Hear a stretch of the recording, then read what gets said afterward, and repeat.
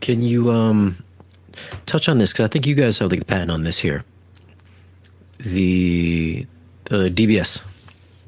DBS Yeah, pack. that's that cute little like what we called a battery pack for years. Now, the ones we do these days, I went in and did a refinement to what our founder Bill Lowe originally created, and now it also has a radio frequency noise trap inside it to help. But essentially, this does two things to a cable.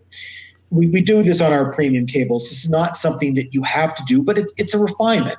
And it essentially helps with a couple of things. If you've got an audio cable, one of the problems of the insulator between your positive and your negative that keeps minimally the two conductors from shorting out, blowing up your amplifier if it's a speaker cable, and not passing any signal anymore. So we don't want those things. So we got to put some kind of insulator around. Well, that insulator is also what's called the dielectric. It's a type of capacitor. Well, it's a very small one, but the problem is that these signals essentially transfer as they're modulating down the length of the cable. They're essentially the positive's leaking into the negative's leaking into the positive. It stores the energy, release, store, release, all the way down the length of the cable. And this is something that's unavoidable, but it's something that is a distortion that you don't want.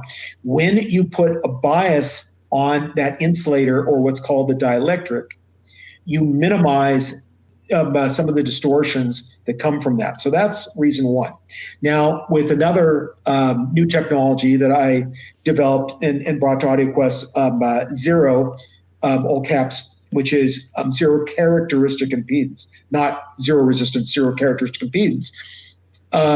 We still use the DBS, but in that case, we don't have any longer that dielectric effect between the positive and negative, because we electrostatically shield it and eliminate it, or eliminate 99% of it.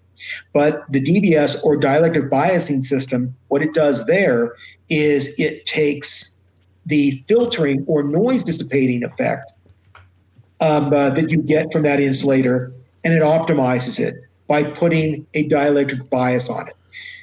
One of the things that audiophiles and videophiles, cinemaphiles have noticed for years is that they will buy a premium system and they'll be impressed the day they take it out of the cartons and hook it up. But they also notice that in 2 weeks' time, a month, 2 months in, it keeps looking and sounding better and better and better and better. Why is this? There's a number of reasons. One of them is that a lot of the active circuits start to get into stasis in terms of their ideal temperature. But the other reason is because you've got all these dielectric effects, and you're starting to what's called cook them or burn them in. These are electromechanical devices. Everything is. It doesn't matter if it's a cable, doesn't matter if it's an amplifier, it doesn't matter if it's a preamplifier, it doesn't matter if it's a DAC, it doesn't matter if it's a television. They all are electromechanical devices. It's no different than a car. Again, if I get a premium sports car, if I get a Porsche Carrera, and I take it right off the factory floor, am I going to take it off the factory floor and go out to Le Mans and floor it? Not if I want the engine to survive.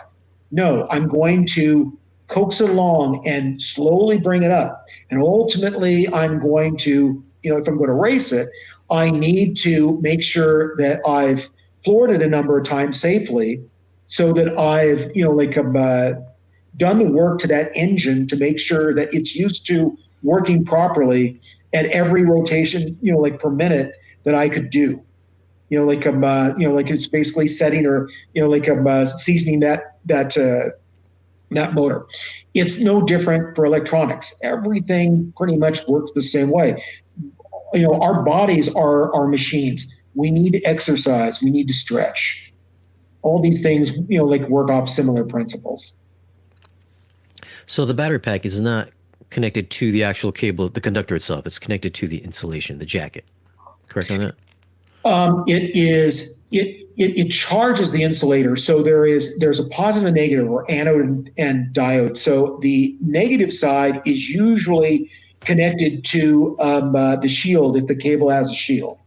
but the anode or positive side is a very, very skinny wire, like inside the dielectric that's connected to nothing but the dielectric bias system.